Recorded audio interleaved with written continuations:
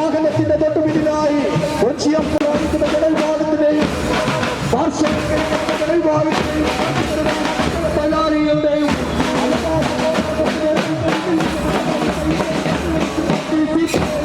അതിന്റെ പോരാട്ടം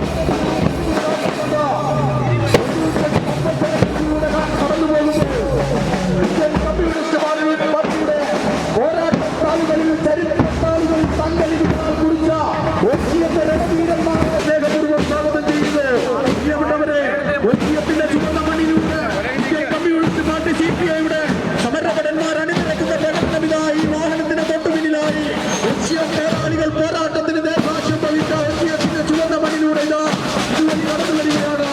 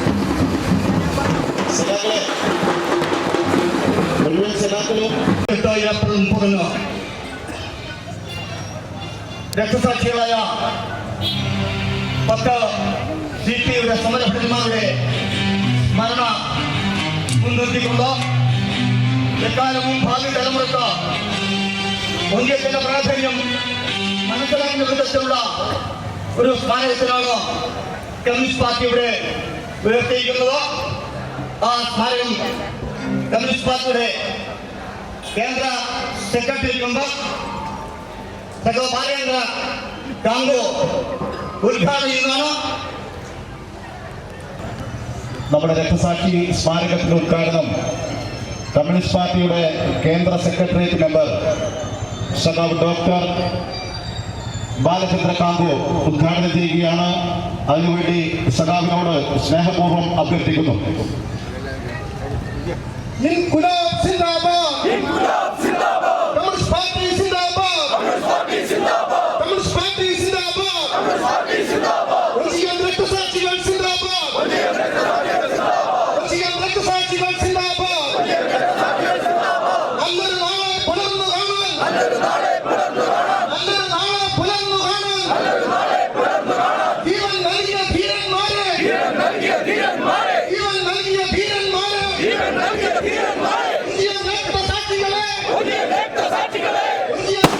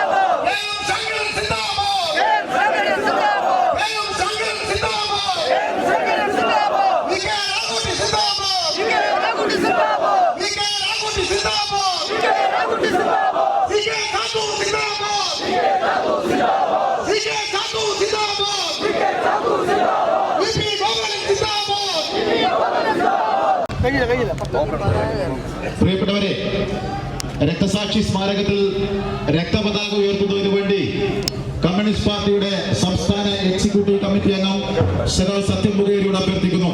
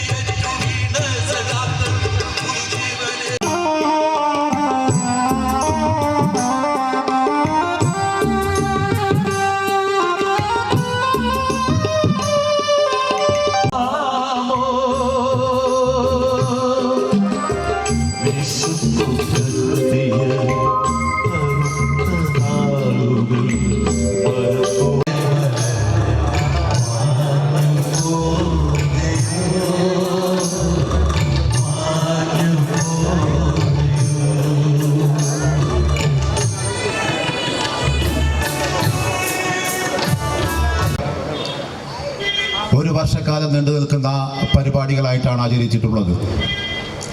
അതിൻ്റെ സമാപനമാണ് ഇന്ന് ഈ രക്തസാക്ഷി സ്മാരകത്തിൻ്റെ ഉദ്ഘാടനത്തോടുകൂടി ഇവിടെ നടക്കുന്നത്.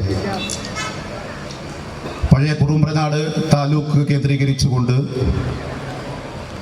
നാദാപുരത്തും കുറ്റ്യാടിയിലും വടകരയിലും ആയഞ്ചേരിയിലുമെല്ലാം ഒഞ്ചിയത്തെ രണധീരന്മാരെ അനുസ്മരിച്ചുകൊണ്ടുള്ള പരിപാടികൾ സംഘടിപ്പിച്ചിട്ടുണ്ട്. മാർച്ച് 29-ന് കോഴിക്കോട് ചരിത്ര സെമിനാർ പാർട്ടിയുടെ നേതൃത്വത്തിൽ സംഘടിപ്പിച്ചിട്ടുണ്ട്. അതിൻ്റെയെല്ലാം സമാപനമാണ് ഇന്നിവിടെ നടക്കുന്നത്. ഏപ്രിൽ 30-ന് ഇരു കമ്മ്യൂണിസ്റ്റ് പാർട്ടികളുടെ നേതൃത്വത്തിൽ ഒഞ്ചിയത്ത് പടുകൂറ്റൻ റാലിയും പൊതുസമ്മേളനവും നടക്കുകയാണ്. 1948 ഏപ്രിൽ 30 ഒഞ്ചിയത്ത് 10 ധീരരക്തസാക്ഷികൾ പോലീസിന്റെ വെടിയേറ്റ് മരണപ്പെടുന്നത്. 1948 കാലഘട്ടം നാം എല്ലാം വായിച്ചും കേട്ടും അറിഞ്ഞിട്ടുണ്ട്. കൊടിയ ദാരിദ്ര്യവും പട്ടിണിയും നിലനിന്നിരുന്ന ഒരു കാലം. പൊടുതുണിക്ക് മറുതുണി. ഒഞ്ചിയം അന്നും കമ്മ്യൂണിസ്റ്റ് പാർട്ടിയുടെ കരുത്തുറ്റ പ്രദേശമായിരുന്നു. ഒരു സുപ്രഭാതത്തിൽ ഒഞ്ചിയത്ത് കമ്മ്യൂണിസ്റ്റ് പാർട്ടി ജനിച്ചതല്ല. നിരന്തരമായി ജനങ്ങളിൽ ഇടപെട്ട് ജനങ്ങളുടെ വിഷയങ്ങൾ ഏറ്റെടുത്തുകൊണ്ട് ഭൂമിക്ക് വേണ്ടി ജന്മിത്വത്തിനെതിരായി, കൊടിയ ദാരിദ്ര്യത്തിനെതിരായി വസൂരിയും കോളറയും പടർന്നു പിടിച്ചപ്പോൾ മരിക്കുകയല്ലാതെ മറ്റൊരു ഗതിയില്ലാതിരുന്ന സമയത്ത് ആ വസൂരിയും കോളറയും ബാധിച്ചവരെ ചികിത്സിച്ച് ഡോക്ടറെടുത്ത് കൊണ്ടുപോയി ജീവിതത്തിലേക്ക് തിരിച്ചു കൊണ്ടുവന്ന് ആ പ്രവർത്തനങ്ങളിലൂടെയാണ് സഖാവ് മണ്ടോടിക്കണ്ണൻ്റെയൊക്കെ നേതൃത്വത്തിൽ ഒഞ്ചിയത്ത് കമ്മ്യൂണിസ്റ്റ് പാർട്ടി കരുത്താർജിച്ചത്. ആ ഒഞ്ചിയത്തായിരുന്നു 1948 കമ്മ്യൂണിസ്റ്റ് പാർട്ടിയുടെ കുറുമ്പ്രകാട് താലൂക്ക് കമ്മിറ്റിയിൽ പാർട്ടി കോൺഗ്രസ് റിപ്പോർട്ടിംഗ് എവിടെ തീരുമാനിച്ചത്. അതീവ രഹസ്യമായി സംഘടിപ്പിച്ച ആ യോഗം പോലീസ് മണത്തറിയുകയും കൊണ്ട് കമ്മ്യൂണിസ്റ്റ് പാർട്ടി ഒഞ്ചിയത്ത് പ്രതിരോധം സംഘടിപ്പിച്ചത്. ഒരു മെഗാഫോണിലൂടെ കിട്ടിയ സന്ദേശത്തിന്റെ അടിസ്ഥാനത്തിൽ പാതിരാത്രിയിൽ കൂരകളിൽ നിന്ന് തീപ്പന്തങ്ങളുമായി ആയിരക്കണക്കിന് കമ്മ്യൂണിസ്റ്റുകാർ ഒഞ്ചിയത്തെ ചെന്നാട്ടുവയലിൽ തമ്പടിച്ച പോലീസിനെ വളയുകയായിരുന്നു. അവിടെ നടന്ന സംഘർഷത്തിലാണ് 8 സഖാക്കൾ അതിക്രൂരമായി വെടിയേറ്റ് മരിച്ചത്. 2 സഖാക്കൾ പോലീസിന്റെ മർദ്ദനത്തിൽ മരണപ്പെടുന്നു. സഖാവ് കുമാരൻ മാസ്റ്ററുടെ ചരിത്രങ്ങളിൽ നാം വായിച്ചറിഞ്ഞിട്ടുണ്ട്. സഖാവ് കുമാരൻ മാസ്റ്ററുടെ അവസരോചിതമായ ഇടപെടലുകളാണ് രക്തസാക്ഷിത്വത്തിന്റെ എണ്ണം കുറച്ചത് എന്ന്. 2 സഖാക്കൾ കൊല്ലാച്ചേരി കുമാരനും മണ്ടോടിക്കണ്ണനും പോലീസിന്റെ ക്രൂരമായ മർദ്ദനത്തിരയായി കൊല്ലപ്പെടുകയായിരുന്നു. സഖാവ് മണ്ടോടിക്കണ്ണന്റെ ധീരരക്തസാക്ഷിത്വം കമ്മ്യൂണിസ്റ്റുകാർക്കെന്നും ആവേശമാണ്. ഒഞ്ചിയത്ത് 1948 വെടിവെപ്പിന് ശേഷവും അതിക്രൂരമായ മർദ്ദനമുറകൾ ഈ സഖാക്കളെ കണ്ടെത്തുന്നതിനു വേണ്ടി നിരന്തരമായ അക്രമങ്ങൾ നടന്നപ്പോൾ ഒളിവിലിരുന്ന മണ്ടോടിക്കണ്ണൻ ആ പോലീസിന് മുമ്പിൽ കീഴടങ്ങുകയായിരുന്നു. ഞാൻ കാരണം എൻ്റെ പ്രദേശം, എൻ്റെ ഗ്രാമം ആക്രമിക്കപ്പെടാൻ പാടില്ല എന്ന ശുദ്ധ മനസ്സോടുകൂടി പോലീസിന് മുമ്പിൽ കീഴടങ്ങിയായിരുന്നു സഖാവ് മണ്ടോടിക്കണ്ണനും കൊല്ലാച്ചേരി കുമാരനും. സഖാവ് കൊല്ലാച്ചേരി കുമാരൻ തലശ്ശേരിയിൽ വെച്ചാണ് പോലീസിന്റെ മർദ്ദനമേറ്റ് മരിക്കുന്നത്. മണ്ടോടിക്കണ്ണൻ വടകര പോലീസ് സ്റ്റേഷനുള്ളിൽ വെച്ചാണ് ക്രൂരമായ മർദ്ദനത്തിരയായി. മണ്ടോടിക്കണ്ണനെ പിടിച്ച് വടകര പോലീസ് സ്റ്റേഷനിൽ കൊണ്ടുപോയി പോലീസുകാർ പറഞ്ഞു, ഇതാ നിന്നെ ഞങ്ങൾ വെറുതെ വിടാം, നീ നെഹ്റുവിന് അനുകൂലമായി മുദ്രാവാക്യം വിളിക്കണം, നീ കമ്മ്യൂണിസ്റ്റ് പാർട്ടിക്കെതിരായി മുദ്രാവാക്യം വിളിക്കണം. അതിക്രൂരമായ മർദ്ദനം. ഓരോ അടികെട്ടുമ്പോഴും മണ്ടോടിക്കണ്ണൻ വർദ്ധിത വീര്യത്തോടുകൂടി നെഹ്റുവിന് മുർദാബാദും CPI സിന്ദാബാദ് എന്നും വിളിച്ചപ്പോൾ പ്രകോപിതനായ പോലീസുകാരൻ തന്റെ കയ്യിലിരിക്കുന്ന തോക്ക് തലതിരിച്ചു പിടിച്ച് മണ്ടോടിക്കണ്ണനെ ആഞ്ഞടിക്കുകയായിരുന്നു. ആ അടിയുടെ ആഘാതത്തിൽ മണ്ടോടിക്കണ്ണന്റെ തലയോട്ടി പിളർന്നു പോവുകയും തന്റെ ഇടനെഞ്ചിലൂടെ കണങ്കാലിലൂടെ ഒഴുകിയൊലിച്ച് പോലീസ് സ്റ്റേഷന്റെ തറയിൽ തളം കെട്ടിയ ചുടുചോരയിൽ തന്റെ ചൂണ്ടുവിരൽ മുക്കി പോലീസ് സ്റ്റേഷന്റെ ഭിത്തിയിൽ അരിവാൾ ചുറ്റിക വരച്ച് ധീരരക്തസാക്ഷിത്വം വരിച്ച കമ്മ്യൂണിസ്റ്റുകാരനായിരുന്നു സഖാവ് മണ്ടോടിക്കണ്ണൻ. ആ 10 സഖാക്കളുടെ ഓർമ്മകൾ എന്നും നിലനിൽക്കുന്നതിന് വേണ്ടിയാണ് കമ്മ്യൂണിസ്റ്റ് പാർട്ടിയുടെ വടകര മണ്ഡലം കമ്മിറ്റി ഇത്തരത്തിലുള്ള നമുക്കൊരു ചെറിയ സ്മാരകം ഇവിടെ ഉണ്ടായിരുന്നത് പുതുക്കി പണിയണമെന്ന് 75ാം വാർഷികത്തിൽ തീരുമാനിച്ചത്. ഞാൻ ദീർഘിപ്പിച്ച് അതിന്റെ വർത്തമാനങ്ങളിലേക്ക് ഒന്നും പോകുന്നില്ല. വലിയ ത്യാഗം സഹിച്ചുകൊണ്ടാണ് ഈ സ്മാരകം ഇവിടെ പണി കഴിപ്പിച്ചിട്ടുള്ളത്. ഒരുപാട് പേരുടെ സഹായങ്ങൾ ഈ സ്മാരക നിർമ്മാണത്തിന് വേണ്ടി ലഭിച്ചിട്ടുണ്ട്. എല്ലാവരെയും ഈ അവസരത്തിൽ ഏറ്റവും സ്നേഹപൂർവ്വം ഞങ്ങൾ ഓർമ്മിക്കുകയാണ്. ഞാൻ ഈ വൈകിയ വേളയിൽ ദീർഘിപ്പിച്ച വർത്തമാനത്തിലേക്ക് കടക്കാതെ എൻ്റെ കർത്തവ്യത്തിലേക്ക് ഞാൻ കടക്കുകയാണ്. ഈ പൊതുസമ്മേളനം ഉദ്ഘാടനം ചെയ്യുന്നത് കമ്മ്യൂണിസ്റ്റ് പാർട്ടിയുടെ കേന്ദ്ര സെക്രട്ടേറിയറ്റ് അംഗം സഖാവ് ഡോക്ടർ ബാലചന്ദ്ര കാങ്കുവാണ്. സഖാവ് മുൻ മഹാരാഷ്ട്ര സംസ്ഥാന സെക്രട്ടറി കൂടിയാണ്. സഖാവിനെ ഏറ്റവും ആദരവോടുകൂടി കമ്മ്യൂണിസ്റ്റ് പാർട്ടിയുടെ വടകര മണ്ഡലം കമ്മിറ്റിക്ക് വേണ്ടി ഈ ഉദ്ഘാടന പരിപാടിയിലേക്ക് സ്വാഗതം ചെയ്യുകയാണ്. ഇവിടെ കമ്മ്യൂണിസ്റ്റ് പാർട്ടിയുടെ രക്തപതാക ഈ സ്മാരകത്തിൽ ഉയർത്തിയത് കമ്മ്യൂണിസ്റ്റ് പാർട്ടി സംസ്ഥാന എക്സിക്യൂട്ടീവ് കമ്മിറ്റി അംഗം സഖാവ് സത്യം മൊകേരിയാണ്. ഒരു സംസ്ഥാന എക്സിക്യൂട്ടീവ് കമ്മിറ്റി അംഗം എന്നതിനേക്കാൾ ഉപരി ഈ സ്മാരകത്തിന്റെ നിർമ്മാണവുമായി ബന്ധപ്പെട്ടുകൊണ്ട് ഞങ്ങളോടൊപ്പം ചേർന്നുകൊണ്ട് പ്രതിസന്ധികളിൽ താങ്ങായി തണലായി ഈ പ്രസ്ഥാനത്തെ സഹായിച്ച സഖാവ് സത്യം മൊകേരിയെ ഏറ്റവും ആദരവോടുകൂടി ഞാൻ ഈ പരിപാടിയിലേക്ക് സ്വാഗതം ചെയ്യുന്നു. കേരളത്തിന്റെ പ്രിയങ്കരനായ റവന്യൂ വകുപ്പ് മന്ത്രി സഖാവ് കെ രാജൻ അല്പസമയങ്ങൾക്കുള്ളിൽ ഈ പൊതുസമ്മേളനത്തിൽ എത്തിച്ചേരും. അദ്ദേഹത്തെയും ഞാൻ ഈ പരിപാടിയിലേക്ക് സ്വാഗതം ചെയ്യുകയാണ്. ഈ പരിപാടിയിൽ കമ്മ്യൂണിസ്റ്റ് പാർട്ടിയുടെ സംസ്ഥാന എക്സിക്യൂട്ടീവ് കമ്മിറ്റി അംഗം സഖാവ് ടി വി ബാലേട്ടൻ പങ്കെടുക്കുന്നു. സംസ്ഥാന എക്സിക്യൂട്ടീവ് കമ്മിറ്റി അംഗം അഡ്വക്കേറ്റ് പി വസന്ത പങ്കെടുക്കുന്നു. പാർട്ടിയുടെ കോഴിക്കോട് ജില്ലാ സെക്രട്ടറി സഖാവ് കെ ബാലൻ മാസ്റ്റർ പങ്കെടുക്കുന്നു. നാദാപുരം MLA സഖാവ് EK വിജയൻ MLA പങ്കെടുക്കുന്നു. M നാരായണൻ മാസ്റ്റർ, പാർട്ടിയുടെ കോഴിക്കോട് ജില്ലാ assistant secretary advocate P Gavas, ജില്ലാ എക്സിക്യൂട്ടീവ് കമ്മിറ്റി അംഗങ്ങളെ പി സുരേഷ് ബാബു, ആർ സത്യൻ, രജീന്ദ്രൻ കപ്പള്ളി തുടങ്ങി കമ്മ്യൂണിസ്റ്റ് പാർട്ടിയുടെ സമുന്നത നേതാക്കന്മാരെല്ലാം ഈ വേദിയിൽ എത്തിയിട്ടുണ്ട്. ഈ വേദിയിൽ കമ്മ്യൂണിസ്റ്റ് പാർട്ടിയുടെ ഒഞ്ചിയത്തെ കാരണവരായ കമ്മ്യൂണിസ്റ്റ് പാർട്ടിയുടെ സമുന്നതരായ നേതാവായിട്ടുള്ള സഖാവ് കെ ഗംഗാധരക്കുറുപ്പിനെ ഈ വേദിയിൽ കമ്മ്യൂണിസ്റ്റ് പാർട്ടി ആദരിക്കുകയാണ്. ആ ആദരവ് നൽകുന്നത് കമ്മ്യൂണിസ്റ്റ് പാർട്ടിയുടെ സംസ്ഥാന എക്സിക്യൂട്ടീവ് കമ്മിറ്റി അംഗവും റവന്യൂ വകുപ്പ് മന്ത്രിയുമായിട്ടുള്ള സഖാവ് കെ രാജനാണ്. അതോടൊപ്പം തന്നെ ഇതിന്റെ നിർമ്മാണവുമായി ബന്ധപ്പെട്ടുകൊണ്ട് ഈ നിർമ്മാണ പ്രവൃത്തി തുടങ്ങിയത് മുതൽ അവസാനിക്കുന്നത് വരെ അതിന്റെ പൂർണ്ണ ചുമതല ഏറ്റെടുത്തുകൊണ്ട് പ്രവർത്തിച്ച കമ്മ്യൂണിസ്റ്റ് പാർട്ടിയുടെ Chorode local committee assistant secretary സഖാവ് CM രജി ഈ വേദിയിൽ ആദരിക്കുന്നു. അതോടൊപ്പം തന്നെ ഈ മനോഹരമായ ഈ രക്തസാക്ഷി സ്മാരകം, ഒരുപക്ഷെ നിങ്ങൾക്ക് ആ സ്മാരകത്തിൽ കയറിയാൽ നിങ്ങൾക്ക് 1948 നടന്ന സംഭവങ്ങളെല്ലാം തന്നെ എല്ലാവർക്കും മനസ്സിലാവുന്ന രീതിയിൽ ചിത്രീകരിക്കുന്നതിന് വേണ്ടി ശ്രമം നടത്തിയിട്ടുണ്ട്. ഏതൊരാൾക്കും ഈ പ്രദേശത്ത് വന്ന് വേദിയിലുള്ള പാർട്ടിയുടെ നേതാക്കളായ സത്യൻ മൊകേരി, TV ബാലൻ, വസന്തം, വിജയൻ, അതുപോലെ സംസ്ഥാന കൗൺസിൽ മെമ്പർമാർ, DC എക്സിക്യൂട്ടീവ് കമ്മിറ്റി മെമ്പർമാർ, മറ്റ് പാർട്ടി നേതാക്കന്മാരെ, പ്രിയപ്പെട്ട സഹാക്കളെ, നമ്മുടെ ഈ സംരംഭത്തിൻ്റെ സ്വാഗതം ആശംസിച്ചുകൊണ്ട് ബിജു ഈ വിഷയങ്ങളൊക്കെ സൂചിപ്പിച്ചിട്ടുണ്ട്. പാർട്ടിയുടെ മണ്ഡലം സമ്മേളനം നടന്നുകൊണ്ടിരിക്കുമ്പോൾ വള്ളിക്കാട് സ്കൂളിൽ വെച്ച് നടന്ന സമ്മേളനത്തിൽ വെച്ചാണ് 75ാം വാർഷികം ആഘോഷിക്കുന്നതിൻ്റെ ഭാഗമായിട്ടുള്ള കാര്യങ്ങളെ സംബന്ധിച്ച് ചർച്ച ചെയ്ത് തീരുമാനമെടുത്തതിൻ്റെ അടിസ്ഥാനത്തിലാണ് നമ്മളിങ്ങനെ ഒത്തുചേർന്നിരിക്കുന്നത്. ഇതിൻ്റെ അനുബന്ധമായി നാദാപുരത്ത്, കുറ്റ്യാടിയിൽ, ആയഞ്ചേരിയിൽ, അതുപോലെ ഓർക്കാട്രിയിൽ, കോഴിക്കോട് ടൗൺ ഹാളിലൊക്കെ തന്നെ വിവിധ അനുബന്ധ സമ്മേളനങ്ങൾ നമ്മൾ നടത്തിയിട്ടുണ്ട്. ഈ ഒഞ്ചിയം സമരവുമായി ബന്ധപ്പെട്ടുകൊണ്ട് ഇതിൻ്റെ പ്രവർത്തനങ്ങളുമായി ബന്ധപ്പെട്ടുകൊണ്ട് കുറേ ദിവസങ്ങളായി ഇവിടെ തന്നെയായിരുന്നു ഞങ്ങളൊക്കെ ഉണ്ടായിരുന്നു. അതിലൊട്ടേറെ പേർ ഈ ഒഞ്ചിയം മേഖലയിൽ നമ്മൾ ബന്ധപ്പെട്ടിട്ടുണ്ട്. രക്തസാക്ഷികളുടെ കുടുംബാംഗങ്ങളുമായി ബന്ധപ്പെട്ടിട്ടുണ്ട്.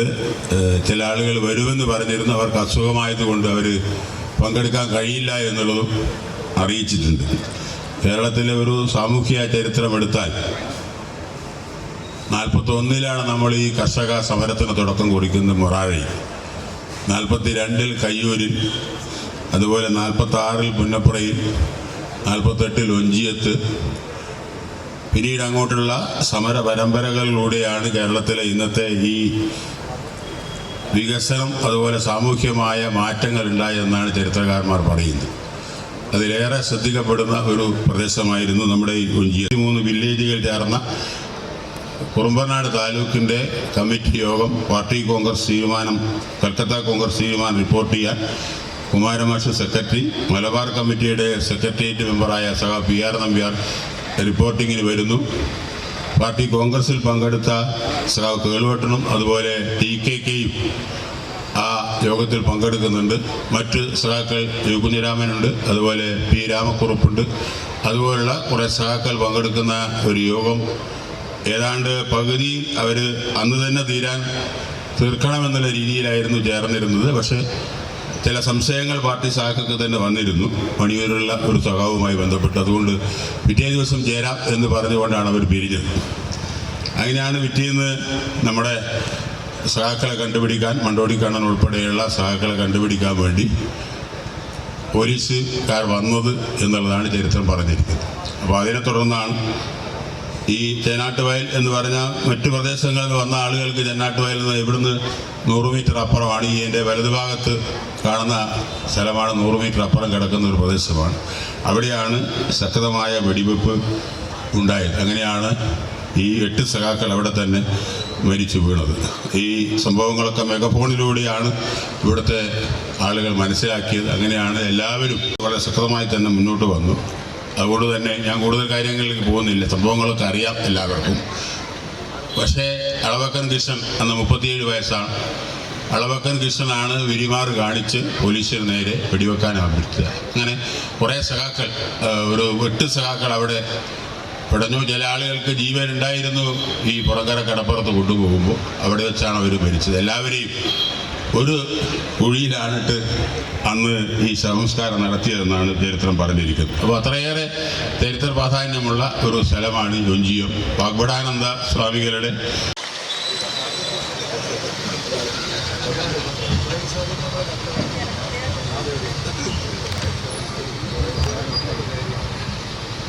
Esteemed Communist Party leaders on the dais,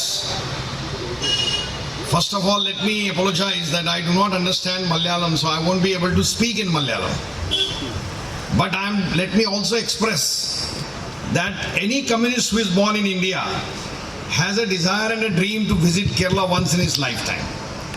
And therefore, because to get inspiration from the people who are fighting to change this society, and I thank Comrade Satyam Mukheri and the district leadership of the Kozhikode and Kannur for having invited me, and I feel very much obliged and honored to have inaugurated that smarak that which you have erected to honor the martyrs. People ask me, all over the world the communists are coming down, but why? How is that Kerala is still maintained at the citadel of the communists? It is because of these martyrs and people like you who still continue to hold that flag. I think Kerala is still with the communists.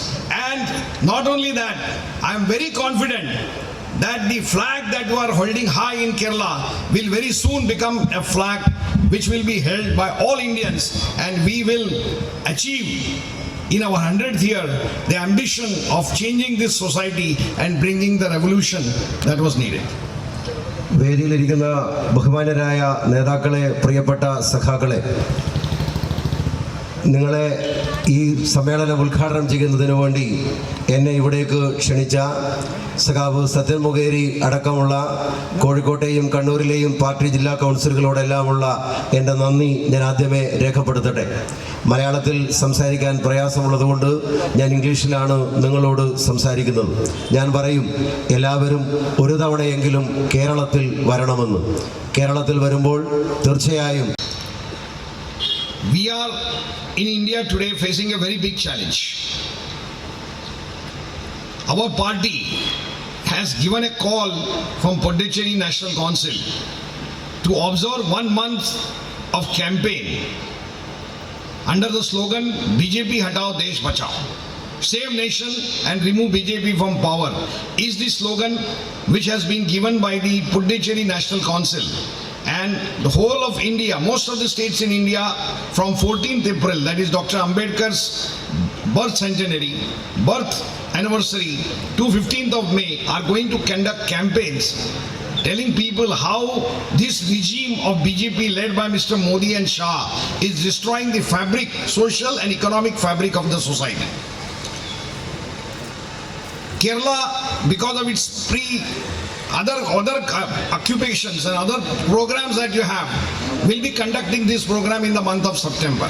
And I am very confident that in the month of September you will approach almost all the people in Kerala to explain them the gravity of the situation and why it is necessary for all the opposition to come together, particularly democratic, secular and left opposition to come together to defeat this fascist regime. പ്രിയപ്പെട്ട സഖാക്കളെ, നമ്മുടെ രാജ്യം ഇന്ന് വലിയ ഭീഷണിയാണ് നേരിട്ടുകൊണ്ടിരിക്കുന്നത്. പോണ്ടിച്ചേരിയിൽ സമാപിച്ച നമ്മുടെ പാർട്ടിയുടെ ദേശീയ കൗൺസിൽ രാജ്യത്ത് നിന്ന് BJPയുടെ ഭീഷണിയെ ചെറുക്കുന്നതിന് വേണ്ടി, രാജ്യത്തെ രക്ഷിക്കുന്നതിന് വേണ്ടി ഈ കേരളത്തിലെ മുഴുവൻ ജനങ്ങളെയും സമീപിക്കുന്ന ഒരു ക്യാമ്പയിനായി അത് മാറുമെന്ന് എനിക്ക് ഉറച്ച ബോധ്യമുണ്ട്. If you remember, around 2006 or 2008, when we were celebrating the first victory of the Communist Party in elections in Kerala, and we were having completed 50 years, Comrade Bardhan had come here. And Comrade Bardhan that time used to discuss with us about the Kerala model of development. At that time, people had different models before them. But today, for any communist, what survives in India today is the Kerala model of development. And for that, I salute you who have inculcated a spirit of cooperation amongst each other and have maintained the social fabric and social justice in the state. Therefore, I believe that in future, when somebody talks of Indian communist and its contribution, Kerala will be held very high, and Kerala model will be the ideal model for most of the people who will come to the rule. Our party program, which was finalized in Puducherry in 2015 Congress, has very new thing, very important indications which have been adopted from Kerala model. What are those?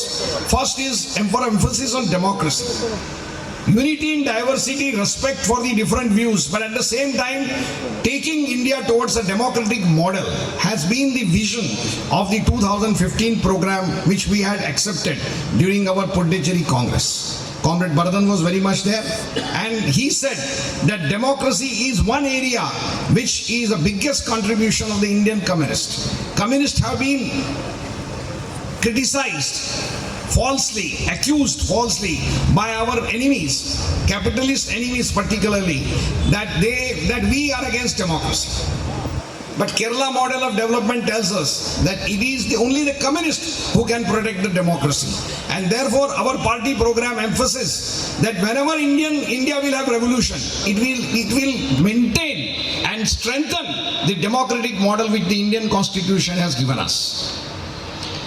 പ്രിയപ്പെട്ടവരെ, ഞാൻ കേരളത്തിലേക്ക് വരുമ്പോൾ സഖാവ് AB ബർദാനെ ഓർക്കുകയാണ്. കഴിഞ്ഞ communist സർക്കാരിൻ്റെ വിജയാഘോഷത്തിന് വേണ്ടി സഖാവ് ബർദാൻ ഇവിടെ വന്നപ്പോൾ ഞങ്ങളുമായി കേരള മോഡലിനെ കുറിച്ച് ചർച്ച ചെയ്തിരുന്നു. ഇന്ത്യയുടെ വികസന മാതൃക കേരളമാണ് കാണിക്കുന്നത്. കേരള വികസന മാതൃകയാണ് ഇന്ത്യയിൽ സാമൂഹ്യനീതി നടപ്പിലാക്കുന്നതിൻ്റെ ഏറ്റവും മികച്ച മാതൃകയായി പറയാൻ കഴിയുന്നത്. നമ്മൾ കമ്മ്യൂണിസ്റ്റുകൾ അഭിമാനത്തോടെ പറയാൻ കഴിയും. അതുകൊണ്ടാണ് 2015 നമ്മുടെ പാർട്ടിയുടെ പോണ്ടിച്ചേരി പാർട്ടി കോൺഗ്രസ്, ആ പോണ്ടിച്ചേരി പാർട്ടി കോൺഗ്രസ് അംഗീകരിച്ച പാർട്ടി പരിപാടിയിൽ ഇന്ത്യയുടെ ഭാവി രാഷ്ട്രീയത്തിൻ്റെ ഭാവി മുന്നേറ്റത്തിൻ്റെ മാതൃകയായി കേരള മോഡൽ വികസനത്തെക്കുറിച്ച് പറഞ്ഞിട്ടുള്ളത്. തീർച്ചയായും അത് ജനാധിപത്യത്തിൽ അധിഷ്ഠിതമാണ്, സാമൂഹ്യനീതിയിൽ അധിഷ്ഠിതമാണ്. നമുക്ക് ഉറപ്പിച്ച് പറയാൻ കഴിയും, കേരള വികസന മാതൃകയാണ് ജനാധിപത്യത്തെ സംരക്ഷിക്കാനുള്ള ഏറ്റവും മികച്ച വികസന മാതൃക എന്ന് പറയാൻ കഴിയും. Riot cases of Gujarat, where remissions has been given to the rapists and the murderers, the Gujarat government and the central government is refusing to disclose the files even to Supreme Court. That is the contempt of the case. The law is being misused in number of cases which I don't want to discuss. But all these things are happening in a country which had a very long tradition of 75 years of democracy. It was Dr. Ambedkar who on 4th of November 1948, when presenting the draft soil for a dictatorship. And that is what precisely we are observing today. And therefore our party has rightly given a call: defeat BJP, save the nation, save the constitution. ഭരണഘടനാ മൂല്യങ്ങളെല്ലാം തകർക്കാനുള്ള ശ്രമങ്ങളുമായാണ് രാജ്യം ഭരിക്കുന്ന government മുന്നോട്ട് പോയിക്കൊണ്ടിരിക്കുന്നത്. ഈ ഭരണഘടനാ മൂല്യങ്ങളെ സംരക്ഷിക്കുന്നതിന് വേണ്ടി നമ്മുടെ രാജ്യത്ത് വ്യവസ്ഥാപിതമായ ചില സംവിധാനങ്ങളുണ്ടായിരുന്നു.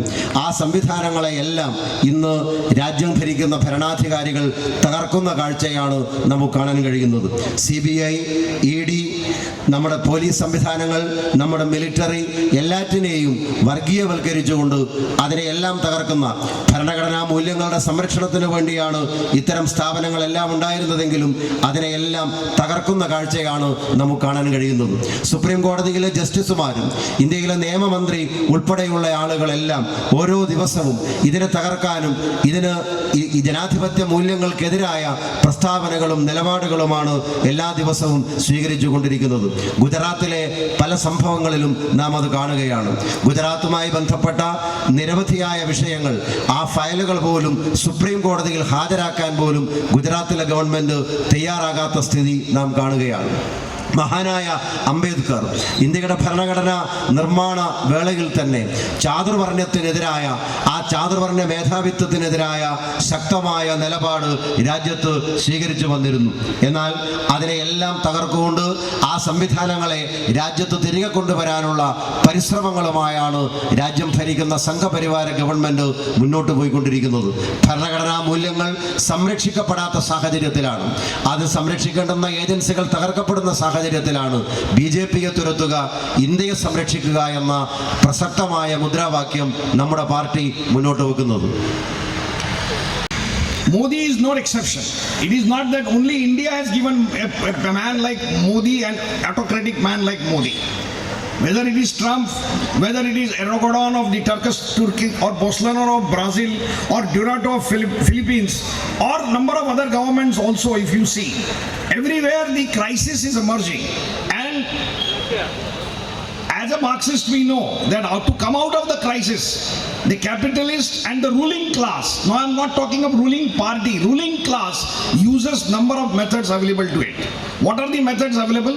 In 1930, when the big general crisis of capitalism had come first time, as Marx had predicted, that time it was Keynes who said, after studying the Soviet model of 1930 of full employment, that it is the job of the government to give money to the people and work to the people, that will strengthen the market and that will assure that capitalism will survive. And out of that came the welfare economics. And we in India, after independence, and number of countries followed that welfare economics till 1980. Their answer to this is what Hitler and Mussolini in 1934 wanted to give. They took away the state power, and in the name of the great historical nation, they suppressed their own people and killed almost 6 crores of people in the war. That is the model that has been adopted. And unfortunately, the present dispensation rule of ruling classes are again coming back to the same model, because welfare economics has failed. The neoliberal economy, which they pursued for 40 years, has failed. And now the only model that is available to them is the state suppression.